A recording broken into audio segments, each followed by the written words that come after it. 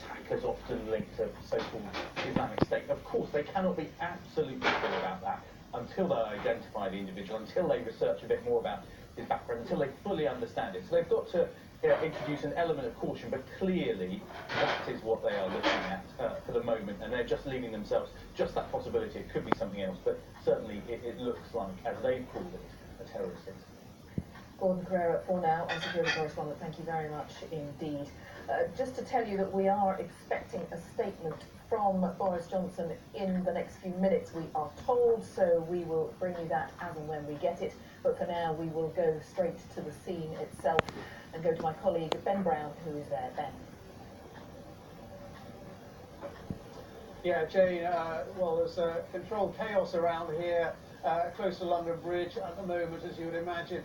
We're right next to one of the police cordons. There's lots of police cordons sealing off streets and roads right around London Bridge. London Bridge Station itself completely closed off, no trains running through there. We've been looking at the bridge, and buses and coaches that were on the bridge at the time just stationary, empty, and the whole area, many buildings in lockdown. Let's just show you the scene actually as commuters from the city trying to make their way home. Because London Bridge is closed, they're all being filtered down little lanes like St Swithin's Lane here. You can see them crowding down, and many are not quite sure which way to go to get home. The Cannon Street's just behind me, so they're heading the Cannon Street station at the moment. Still a huge amount of police activity at the moment. We're seeing police cars roaring up and down the roads. We've seen police boats on the river and helicopters as well. As you've been saying, the police treating this for the moment as a terror-related incident, and the London Ambulance saying this is a major incident. Let me talk now to John McManus, my BBC colleague and BBC reporter, who just happened to be in the area at the time, and you saw it all as it unfolded, John. Just tell us what you were doing, why you were here, and then what you saw. What a surreal incident, Ben. I was crossing London Bridge from the south side of the Thames to the north, sometime after 2 o'clock. I think it was about 2:10 this afternoon, when I noticed a few people suddenly running very quickly past me, going in the opposite direction. I then looked across the road to the western side of the bridge, and I could see what appeared to be what I thought was a fight going on, which people around me thought was a fight as well. There was some shouting going on, and then I saw that there was what appeared to be a scrum with lots of people jumping onto somebody on the pavement on the other side of the bridge from me.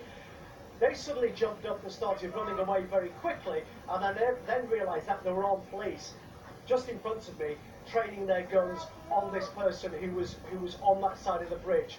We were all told to clear off the bridge immediately, which we began to do, and as I was doing that, 2 shots rang out. Now, I didn't see the guns fired, I didn't see the actual impact, but after those shots had been fired, that person who'd been on that other side of the bridge lay prone on the bridge, and we've learned now from the police that the suspect died at the scene.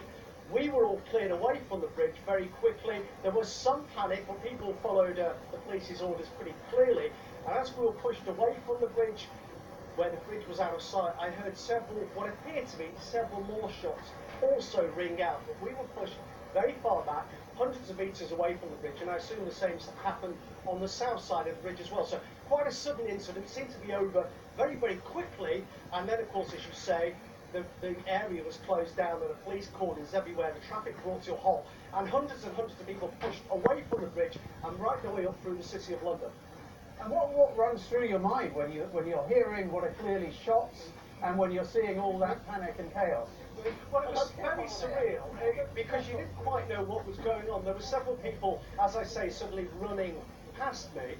You thought, are they running towards London Bridge Station? It's a mainline station, maybe they're about to miss a train. And then you realise something else is going on. And there was what appeared to be, what I thought at first was just this fight. Then it suddenly turns into something much, much more serious. To see, I think there were 2 police officers with their guns trained on somebody on the bridge was surreal. I don't remember feeling scared. I remember obeying the police orders immediately to get off the bridge as fast as possible, as did all the people who were around me. And remember that bridge, one of the most well-known bridges in London. Lots of tourists go there to get views of Tower Bridge, which is just downriver. There are many people there who are taking photos, who are there seeing the sights. I think you can see the dome of St Paul's Cathedral from there. So many tourists on the bridge as well, who I suspect were probably very frightened and a bit like me at the time, unsure of what exactly was going on. And John, from what you could see, the police seemed to react very quickly indeed to this. They seem to be you there very suddenly. I remember seeing two police officers, as I said, who were standing in the middle of the road with their guns aimed at this person on the other side of the bridge. As we were pushed off the bridge, suddenly many more police suddenly arrived. There were sirens everywhere, and there were lots of police personnel on foot clearing us all away. So it seems like it was a very big response. Now, I don't know what happened to initiate that response. We've seen the police report saying that they were called at around 2 o'clock to reports of a stabbing. I didn't see any of that. All I saw, as I say, was what appeared to be a fight, but it was much more serious. And it seems that several members of the public may have tried to get involved as well. Yeah, we've seen pictures on social media of police having to pull people off the attacker.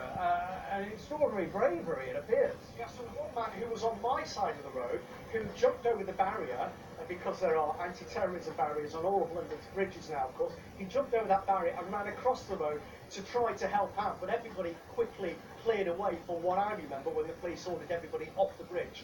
All right, John, for the moment, thank you very much indeed. John McManus there, an eyewitness to what happened this afternoon. Well, let's just show you the scene here, very close to London Bridge. These are the commuters trying to make their way home, as we were saying earlier on. And as they do so, we've had political reaction. Boris Johnson, we know, is being briefed on what's happened, has returned to Downing Street from his constituency. Priti Patel, the Home Secretary, saying she is very concerned. Jeremy Corbyn, the leader of the Labour Party, saying he's shocked by the reports of what has happened. And the Mayor of London, Sadiq Khan, saying that his heart goes out to those who have been injured in this. A number of casualties, we understand, as many as 5 people receiving stab wounds, describing it as a horrendous attack and saying that London must stay resolute in the face of terror. And of course, around here, close to London Bridge, memories are very raw, really, of the attack 2 years ago in June 2017, when 8 people died as those 3 attackers carried out that horrific attack in June 2017. But that is the latest from the police cordon close to London Bridge. Back to you in the studio, Jay. Ben, for now, thank you very much. Ben Brown there at the scene in London Bridge. Well, just in the last hour or so, perhaps a little less than an hour, in fact, we did have a statement from the Metropolitan Police. We heard from Assistant Commissioner Neil Basu, who updated journalists at New Scotland Yard about the police operation this afternoon. Let's hear some of what Neil Basu had to say. I can confirm that at approximately 2 p.m. today, Friday the 29th of November, police were called to a stabbing at a premises near to London Bridge, EC1.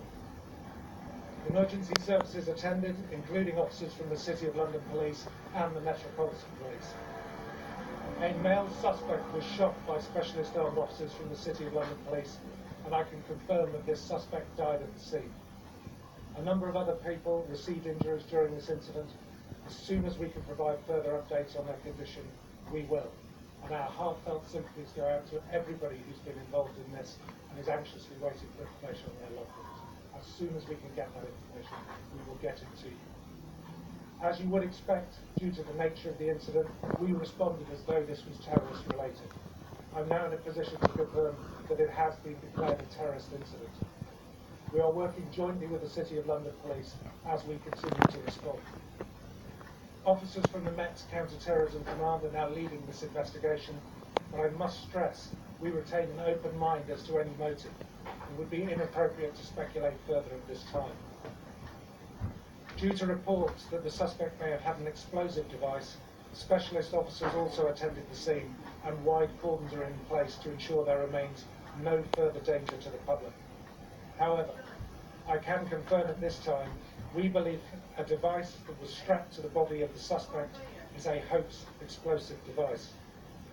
Officers continue to carry out meticulous searches in the area to ensure there is no outstanding threat to the public. Those extensive cordons will remain in place for a considerable time, and I would ask the public, please continue to avoid the area. Public safety is obviously our top priority. We will be enhancing police patrols both in the city and across London.